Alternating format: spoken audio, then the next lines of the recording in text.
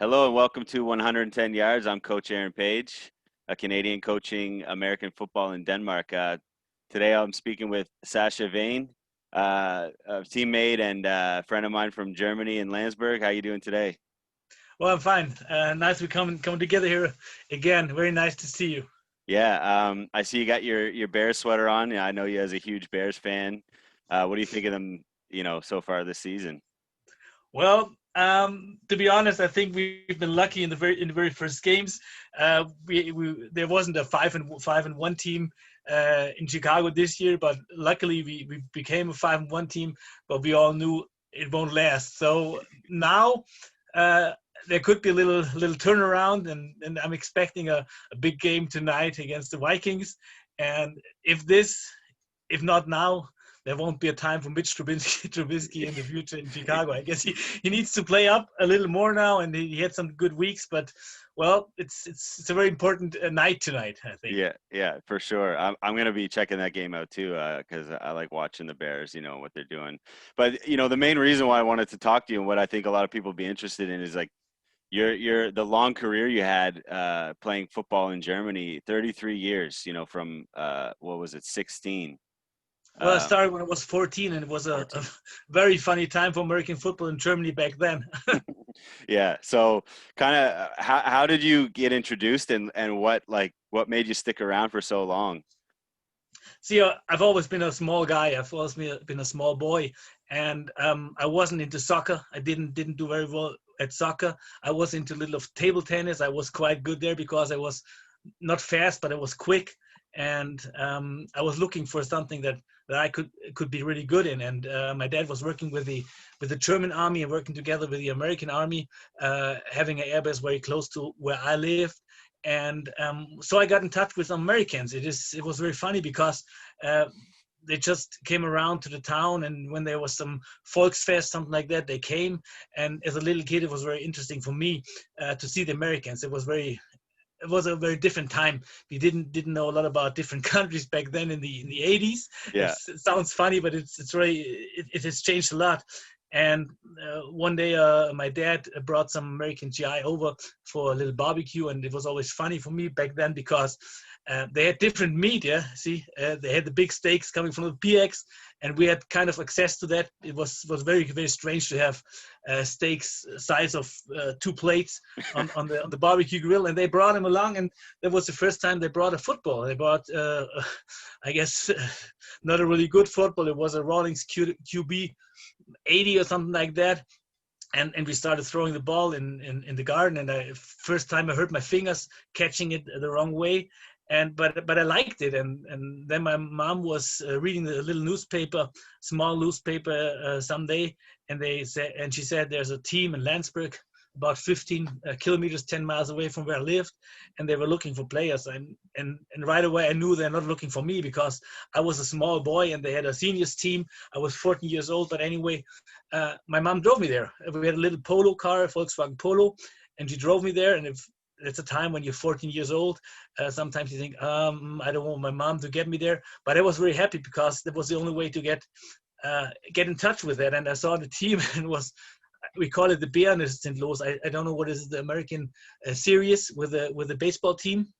Okay. With Yeah. the, I don't know what the name of the series is, but it looked a little bit like that. A lot of strange guys, a punk, and some college boys, and some older guys that have been in the States for some weeks, and they wanted to play football, but they didn't really know how to do it. So we always got in touch with some GIs from the bases from located all around our area, and we always had some strange Americans coming around, and really strange Americans because the guys working the army back then, it's been kind of crazy, guys. See, and they True. tried to teach us football. They understood football. It was very funny because everything that's forbidden now and by rule was what they taught us. Use your head first, get contact with your head. So you got to be tougher than the other guy, and it was crazy. But I liked it, and I developed.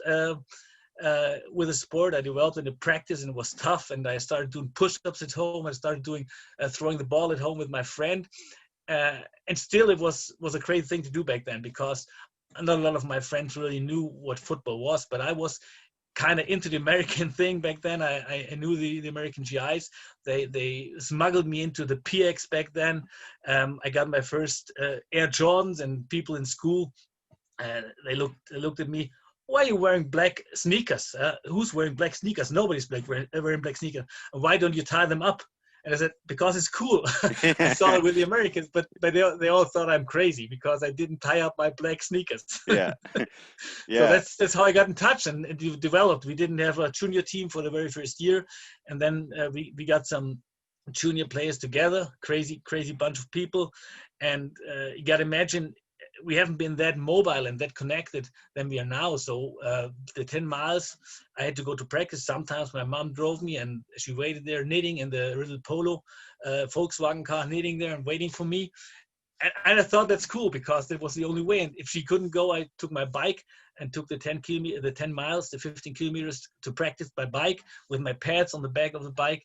And it was fun. It was about 10, 12 people in the juniors team. And it took a year before we had the first game. And it was playing both ways for everybody because you only get 12 for 13 players there. It was crazy, but we had a cool coach. He didn't really know a lot about football too, but we had fun. And the teams we played, there wasn't high class football, but it was getting together in a team. A lot of very special young kids with special histories, and not the guys that played good soccer in the local town, not the guys that are in the community, in the sports that are usual back then, but very crazy guys. And it was a lot of fun, and a lot of very good for development of your body and your personality to get together with a strange bunch of people. See? Yeah. And going back to what you said, where being a small guy, it's like maybe you had that aha moment that a lot of us do with football, that it's one of the more inclusive sports as far as body type goes. And we talked about this before. You can have a small guy who's going to make an impact on the field, or a big kind of maybe chubbier guy, a little more solid. He's not going to play midfield in soccer, but he could be one hell of a defensive lineman or something, for example. Yeah, we had all types of players, and we had the real sports guys, real cool players, the quarterback types of players. We had two in the junior team, some people everyone looked up to, and we had the guys like me, see, no muscles, a little lightweighted, and not that fast, quick, okay, and little, I don't know. With a lot of passion, and then you had all the tackle drills and started blocking, and you saw if you got a technique and you take out the knees, he's falling anyway. So Yeah. so you knew it's you can find a way for yourself to be good in a sport that requires a little more than you have, and that's fun, and that it helps you getting a little confident in yourself, and getting a little more seeing more in yourself, and it kind of changed the way I've always been a funny guy. I've made jokes in school, but developing a body, developing a personality in a team sports where you have to depend on other people and other boys, that changed you. And I had at some point I had a American coach who was some kind of a priest for a free church, and he said a boy's got to play football in his life because it's very important for him to get into some developments he won't get in other sports, and I felt that. See, I felt development in all divisions, in all dimensions I have, and I enjoyed it, and I became quite a good football player there. See, we started playing in a little league, and it was a lot of losing, with high scores. I remember 104-0 against the team.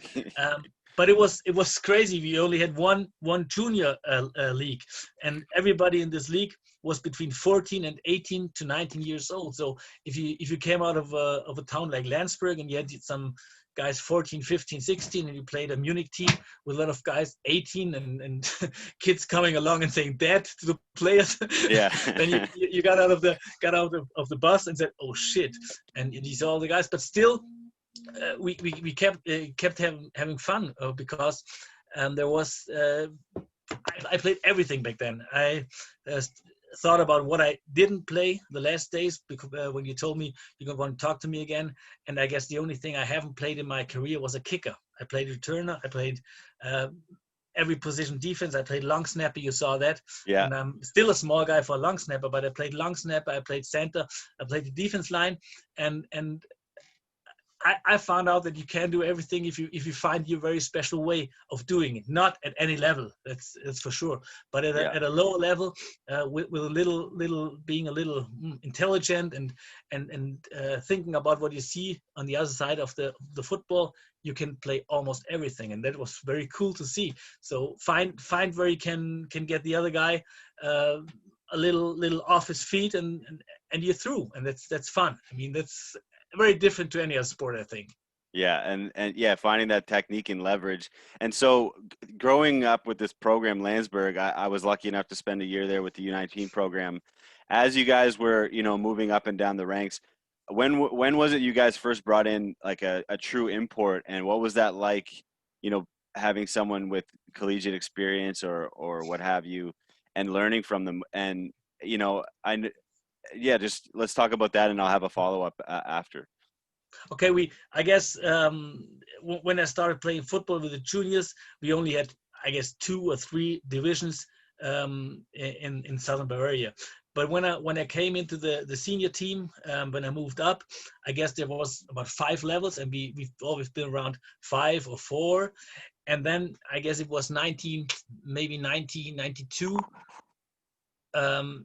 You still there? Yep, sorry, Okay, it no shut problem. on me. Yeah. Maybe it was 1992, and we got the first kid, and we're still in touch with him, and he was a very bright guy. It was David Ringler, uh, and that was a lot of fun. We went into the restaurant where we also went after our games, and he was introduced to us. David Ringler, very funny, because we always had the Americans, but the Americans we had before, that's the army guys, and sometimes they've been there, sometimes they didn't show up. And Yeah. now we had a guy coming over. We paid for his flight. We had a little apartment for him. We started to get maybe an old car for him, so he was able to get around. And he took it very serious. He brought a new level to us, because he was just out of college. He still wanted to play some football. He was a quarterback, and he was a very smart guy. So he started doing all the things you do today, but with very, very, very low technical possibilities. So we had an old VCR, we had an old TV, a way you don't remember, you can't imagine anymore, a tube TV. I don't know how you call it in American. Yeah, Not a I know what flat you one, mean. a real Yeah. big one. And he was doing tape. He was doing tapes and with the VCR, and cutting together some plays we made, and he showed us things we did the wrong way. I remember he always said, "I'm not getting into my zone fast enough." That's, if he calls me now, he still says, "Sacha, get in your zone, slow ass." It's still a running gag. And he started doing that, and he started to improve us, and we started scouting. That wasn't very usual back then. He started scouting was, and we had some Division 3, Division 4. We had some sessions, and that gave us a chance to get up one league each year. So he stayed 4 years, and we ended up being a Division 1 team in Germany. And that was only because at that time nobody did what we did. So we knew we had a scouting, we had a walkthrough a day before the game, and we knew exactly what's going to happen if number 80 of the blue team moves his foot on the left side and going this way, and then watching this guy. We knew what's coming, and we just crashed them, and we won every game. I guess we had 2 or 3 perfect seasons in a row, and went up, and that was all his work that it brought us where we were. And then we started getting new guys, and he stayed for I guess another year, and we started getting new guys. And the guys back then, they've been a little different than the guys we're getting now. I mean, this is it's a different kind of people coming over now. There's a market for football players in Europe now, and that changed all the thing, because back then you had to know somebody that knows somebody who knows somebody, Yeah. and he brought you a guy and said, "That's the right guy for you." And that's how we got David Ringer the very first. And the next guy came was a friend of David Ringer, so we knew who was coming. Now you got Euro players, and you see some highlight tapes, and I guess that's what's coming out at the end of the season. You see a lot of, sometimes you're lucky and you get real good guys. Sometimes you get guys that only want to play for the next highlight tape and not for your team. It's a little different now. True. Yeah. So it's Yeah, I think still like knowing someone who knows someone and people having people vouch definitely helps. But you're right. With technology and Euro Players, which is a website a lot of people use, it's easy to find players, but it's hard to find the right players, if that makes Yeah, sense. that's Um, true. and so like Landsberg, 33 years you were there. Like that's a historic program in of itself. Probably one of the longer ones in Yeah. Germany. Um, let's kind of dive back a little bit. We were talking about the Bears at the beginning, and you told me like this crazy story about how you watch football games back in the day, and this kind of blew my mind. So, I struggled. I used to go online and watch the play like updates when I didn't have the channel, and I Yeah. thought that was tough. But this was even crazier. So go ahead. Let's talk about the football tapes. We'll call it. Okay, okay. Actually, we got two ways, but I started with the football tapes. The guys on the team with a lot of with more money in the pocket, they had a chance to take part in a very special program, and I thought about a lot about how it was called. I guess it was Pontel. They called it Pontel, and Pontel was a system of sending canvas envelopes of video VCR tapes of football teams. So if you had a game on Sunday, somebody in the States taped it, and he put it in an envelope, and he put it on the plane via airmail, and then maybe 3 or 4 days later you got it. So you paid for getting a videotape uh, of America, because there was no other way of transmitting the games. So on maybe on Wednesday, some guys of the team came together and they had the new tape. So so they had the new game of the weekend, and nobody knew before watching it who won the game. So Yeah. you're sitting there on Wednesday or Thursday in the evening together after practice, watching a tape, and you're watching it like it's live because you didn't know the results.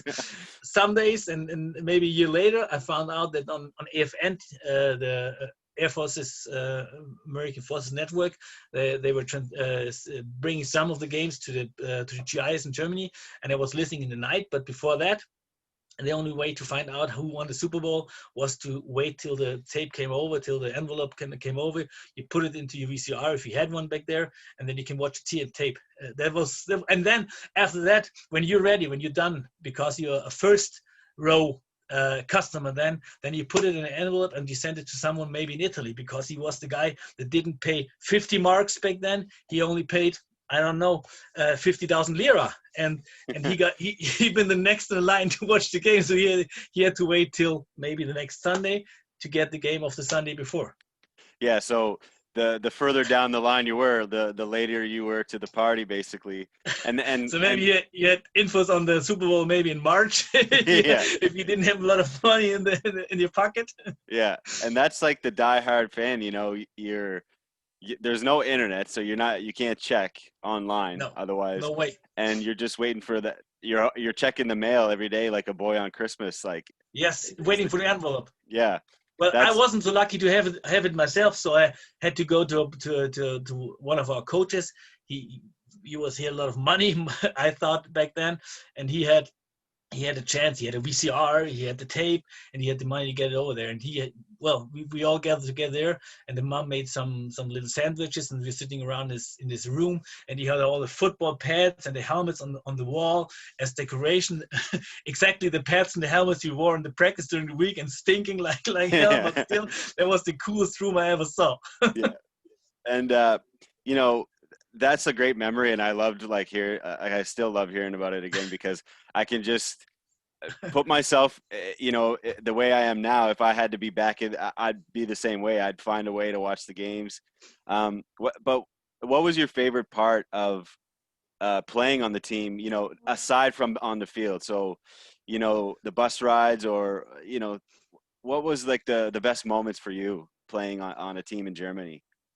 See, we had a lot of games we lost, but still, being together there at the game, and getting all the heat up before the game, and getting all the pushing, and the speech of the coach, it was not different than it is today, and giving us you're the smaller team, you only got 12 people and there are 30 people against you, that size-wise and weight-wise, there's no way you can win this game. But still getting into the game and expecting to get something out, something positive out of this with your team, with your teammates, and getting out there with a little, with your legs hurting and with your arm hurting and with all the muscles being sore because you played both ways, and still getting out and making that catch and making that tackle, even if it's I don't know, 35-0, and you make that tackle on the guy that's really good, and you think, wow, that's a big football player for you at the time, and making that tackle and getting the claps on the helmets from the teammates. I mean, that's crazy. Yeah, and I feel like, for me growing up in Canada, we play club, and then we play high school, and if you don't go on to university, that's pretty much it. So all in a lifetime, you maybe get, unless you play some senior, but it's not as big, and the leagues don't always operate every year. So you may be getting 30 games, 40 games in a lifetime. And so that's what I think is really cool about Europe, is you have the club teams, and the community support is great no matter what division you're in. I think it's amazing that you played as long as you did. And it's one of those sports, you take care of yourself. But a lot of guys who love it in North America don't have the opportunity to play as many games. So it's pretty amazing that you did that.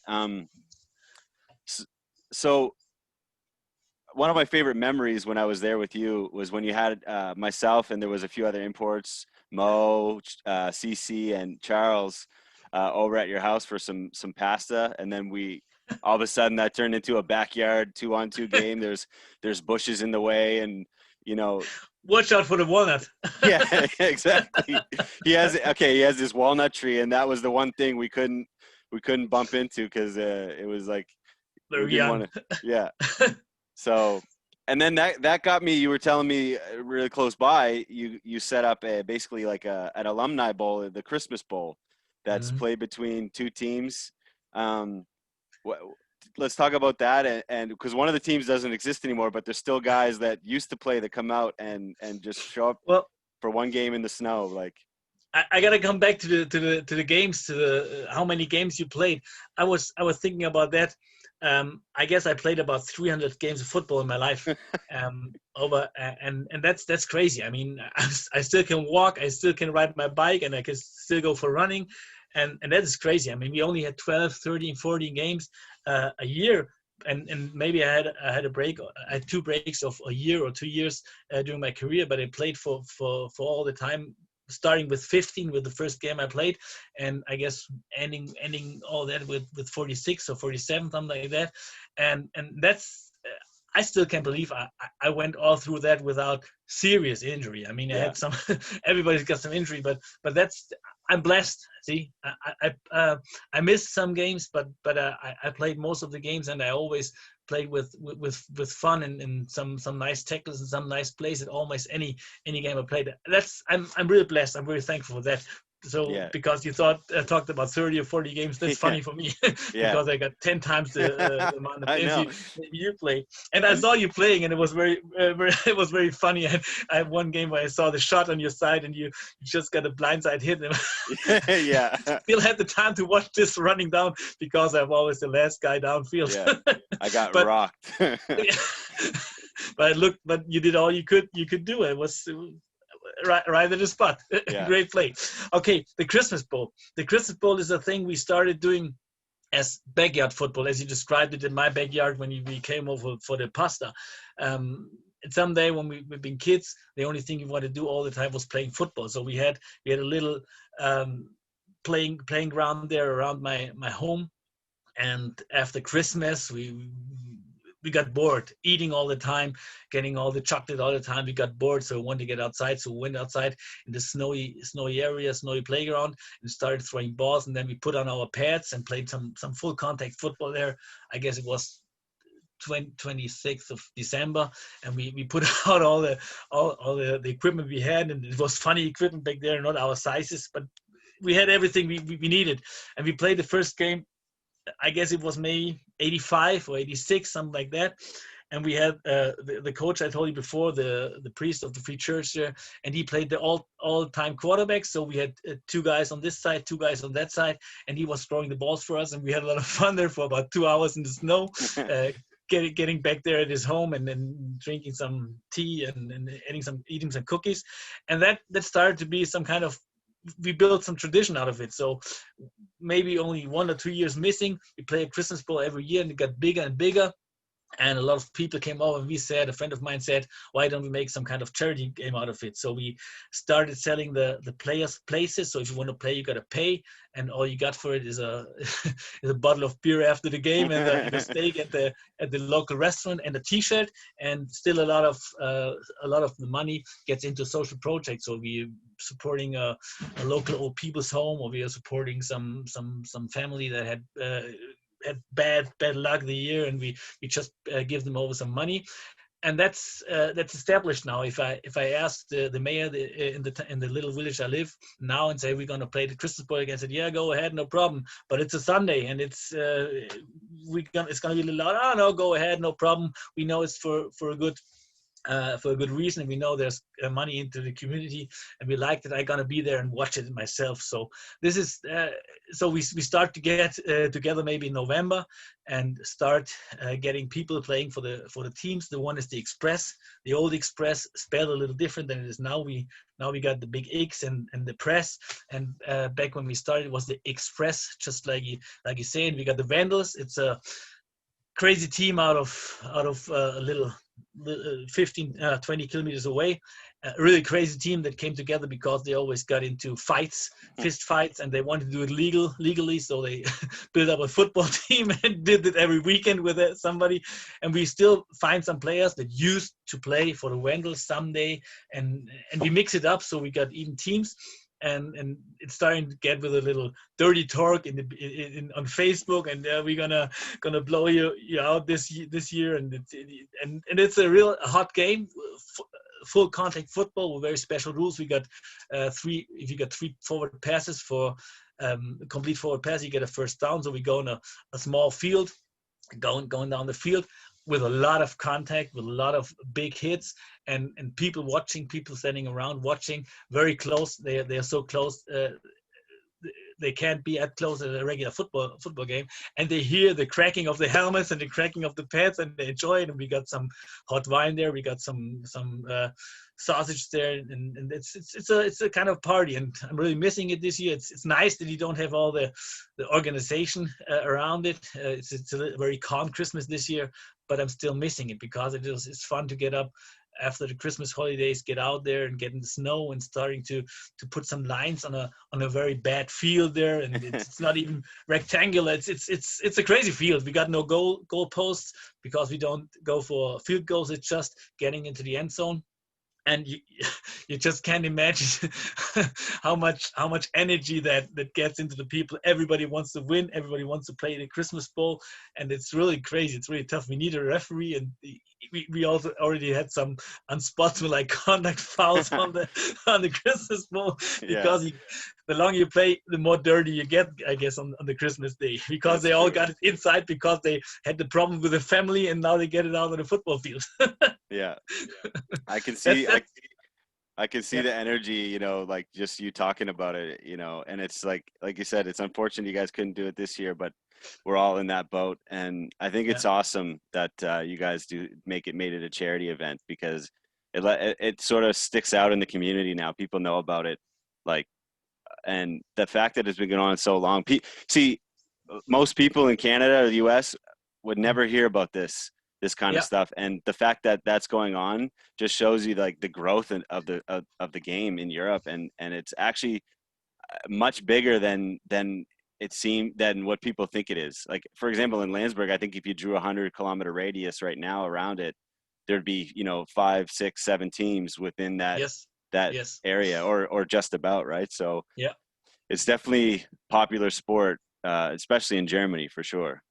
See, if you go to the Christmas Bowl today, if you play one today, and people watching, they know about football. Maybe 10 years back, it was they came and said, "Oh, what's going on there? What are they doing there? That's no soccer. I don't know what they're doing." But now everybody's watching the NFL now. Everybody's watching college now. So a lot of old people in the town, they asked me, "Oh, you're going to the Super Bowl this year at the cinema? Can you take me with me?" That's a guy. He's 75 years old, and he's sitting in the Super Bowl and writing down plays because he says, "Oh, if they go this way 5 times, maybe they go the other way the next time." So he's thinking football now, and a lot of people are doing that. A lot of people, young people, are watching it, and well, I guess we just at a point where a lot of people want to play it, and the pandemic, they just put a little break because you gotta build up the teams and the club again. Not new, but you got to start a little lower now because you're out of the mind of the people. But we got a new field in Landsberg. We got a new new grass and on the stadium. We got a new turf there, new artificial turf, extra for the football team, and I guess it's still growing. So I don't think it's gonna break down because when we can play again, it's gonna be a little bigger than it's been before because everybody likes and enjoys football and watches football now, and people understand a lot more of it now. Yeah, and Landsberg has tremendous support for such a small town. I remember showing up to the first home game for the seniors. I was absolutely blown away. Um, Yeah.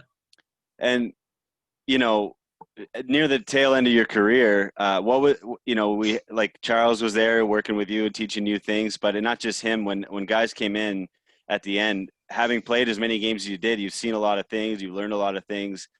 But I was really impressed was you're still willing to learn even from a guy that's maybe half your age at that point or something, but and then also bringing something to the table that you let them know and they kind of go, oh yeah, that's a good drill or that's a good point. So like how did you stay in that mind frame, always ready to accept some new things when it involved the game? See, the longer you play, the older you get, the tougher it is to be a good player. And if you stop learning, if you stop picking up things, you can't compete with an 18 or a 19-year-old boy or a guy playing against you. So you got to be a little smarter. You got to be a little better in technique. You got to be a little, you got to think a little more. I always played football, and when I was young, I always played football by intuition. Yeah, intuition or instincts, like, Intuition. And the longer I played, the more I picked up a technique. And now I'm at a point where I can see changes in NFL or college football. When I see some years ago, for me, I saw it new, the quarterback stepping up in the pocket. See that changed the game because there was some new thing that happened maybe 5 or 6, 7 years ago, or at least 5 or 6 years ago. I recognized it, and recognizing things happening and changing on the football field makes you a better player. So what I do is reading the lines a little more than I did it when I was young. I didn't know shit about reading a lineman when I started playing football. Nobody cared about it. It was just, that's where the ball is, you go there. And because everybody thought so, you did quite well. See, but now it's the game changed. A lot of technique, a lot of tactics came over to Europe, and it's so close. You can watch NFL, you can watch, use huddle, and you learn from others doing things on huddle, and you can you can grow every minute you play football, and bringing in a new drill and bringing in new technique and bringing in a new point of view playing football. That gave me a chance to stay in the game so long, because if I hadn't done that, I would have been out for 10 years earlier, because you can't do it by speed. You can't do it with your body anymore. So you got to do it with your brain. And I was at a point where I saw when Americans, we talked about the quality of the Americans coming in and teaching you football. I was at a point where I saw bad ideas coming in, and I could, as a senior player, I could tell them, I guess that's not working with us. I'm at a point where I want to do a little coaching, but I'm not. I guess I'm not ready for a head coach or a coordinator's coaching part. I'm a position coach. I know what to do at my position. I'm a linebacker by heart, and I know a lot of technique of linebackers, and I think I could help young players develop, young players picking up things a lot quicker than I picked it up because nobody told me how to do it.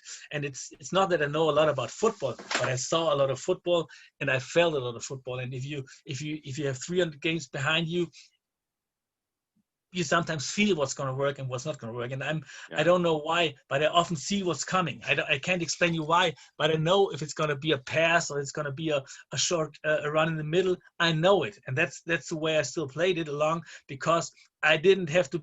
You don't have to be fast if you know what's coming. See, that's true. if you're starting the right direction right away, you don't have to be quick, Yeah, because you can take it easy. Oh, he's coming that way. Uh, I know he's coming. He wants to block me. No, no way. Not getting me there. And you're right there behind the line of scrimmage, and maybe make a tackle behind the line of scrimmage. But you got to know a lot of football. You got to know a lot about football to see that early.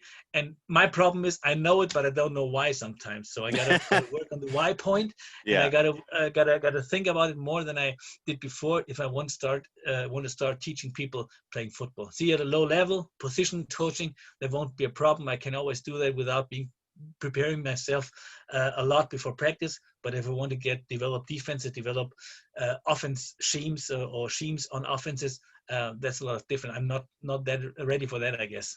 yeah. I mean, I don't know. I wouldn't sell yourself too short there, but I agree with you. Sometimes when I was scheming up offense, I'd run a play and it would work well, and I kind of same thing. I didn't know what like it. I didn't know why. It just was working. And then the next game, playing the same opponent, they did something and it's not working out. And I'm like, what the hell?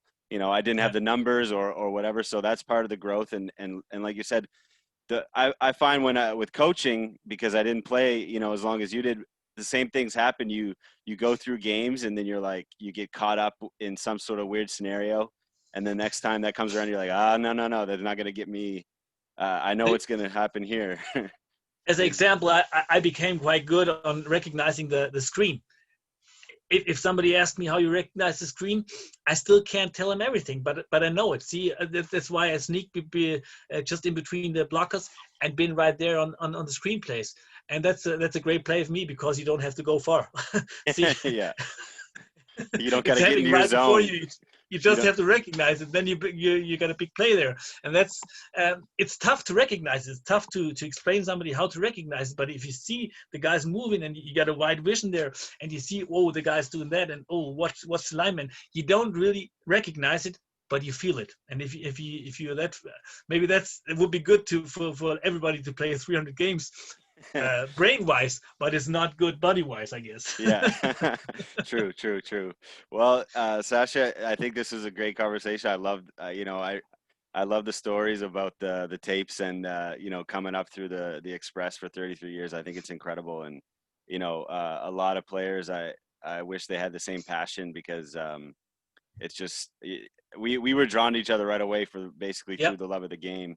And so, just in closing, where are you at now? Are you kind of taking a break and just working on yourself? Or are you back involved with the team in some way?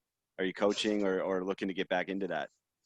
Well, we got a coaches meeting that Monday, following that Monday, and I'm gonna be involved when we can start again, but I'm not gonna be a coordinator or something like that. I'm gonna be a positions coach, and my job.